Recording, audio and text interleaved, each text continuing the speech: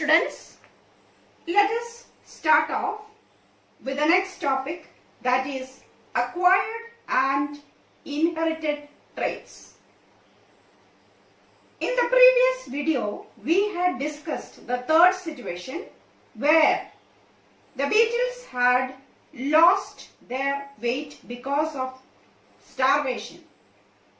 But after a few generations, when there was food in plenty, they regained their weight. This is because there is no change in the DNA of the germ cells.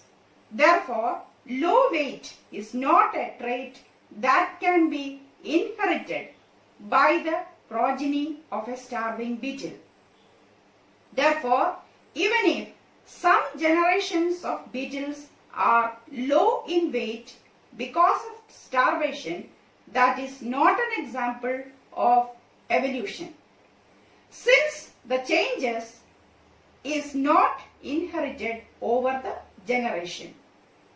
Change in the non-reproductive tissue cannot be passed on to the DNA of the germ cells. Therefore, the experiences of an individual during its lifetime cannot be passed on to its progeny and cannot direct evolution. So let us see what are the differences between acquired traits and inherited traits.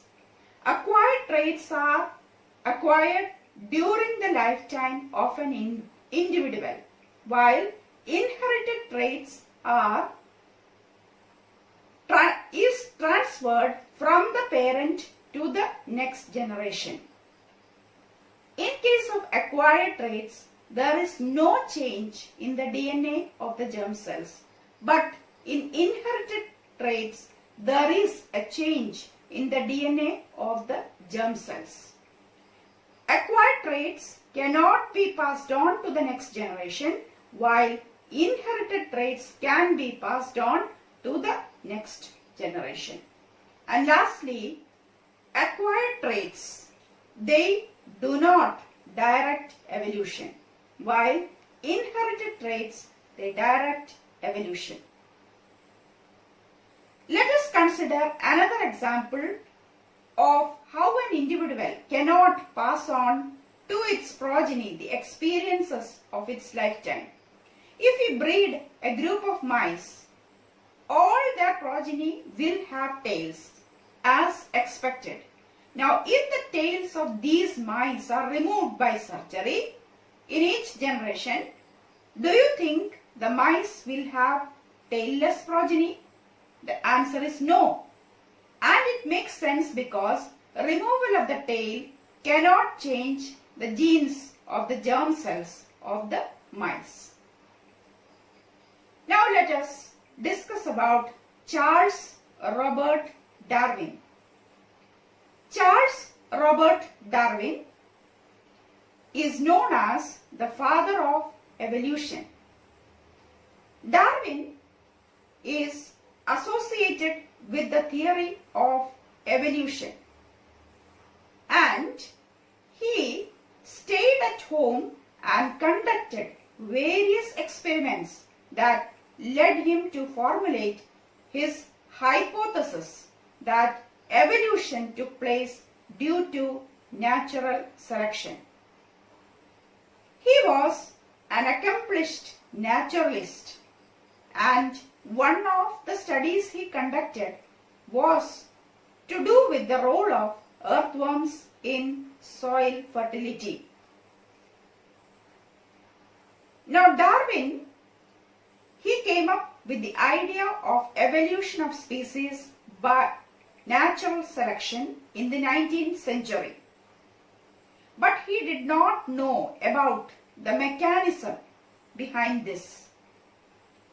And he did not realize the significance of the experiments of his Austrian contemporary Gregor Mendel. And Mendel too did not notice Darwin's work. So, if they had worked together, they could have come to a conclusion, but neither of them knew about each other's work. Now let us focus on origin of life on Earth. Darwin's theory of evolution tells us how life evolved from simple to more complex form, and Mendel's experiments give us the mechanism for the inheritance of traits from one generation to the next generation. It was JVS Haldane, a British scientist, who suggested that life must have developed from simple inorganic molecules which were present on the earth soon after it was formed. He speculated that the conditions on the earth at that time, which were far from the conditions we see today, could have given rise to more complex organic molecules that were necessary for life. The first primitive organisms would arise from further chemical synthesis. Now, how did these organic molecules arise?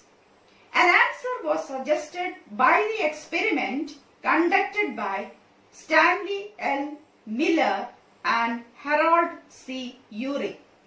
They assembled an atmosphere similar to that thought to exist on the early Earth over water. This had molecules like ammonia, methane and hydrogen sulfide, but no oxygen. This was maintained at a temperature just below 100 degrees Celsius, and sparks were passed through the mixture of gases to stimulate lightning. At the end of a week, 15% of the carbon from methane had been converted to simple compounds of carbon, including amino acids, which make up protein molecules. And we know that when protein molecules join together, they result in the formation of unicellular organisms. Thus, we can say that unicellular organisms were formed from these protein molecules, and unicellular organism later on gave rise to multicellular organisms. Thus, we can conclude that life originated from inorganic substances, molecules, that is inorganic molecules. With that, we have come to the end of today's session. Thank you.